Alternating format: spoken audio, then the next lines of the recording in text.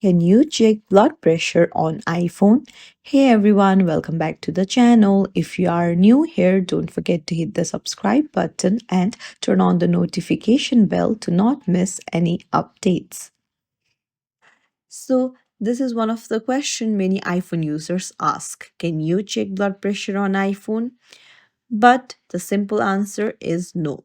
First off, let's clarify that iPhone does not support blood pressure monitoring. While there are apps in the App Store that claim to do this, but they simply don't work effectively. But if you still want to try, then you can go to App Store and then at the search bar at the bottom, you can search for blood pressure monitor and then you can download these apps. These apps often require additional hardware or specific devices to measure blood pressure accuracy.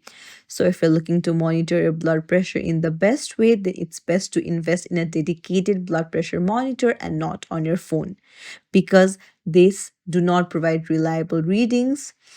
And that's it. Thank you for watching. If you found this video helpful, give it a thumbs up and subscribe for more tips and tricks. Thank you.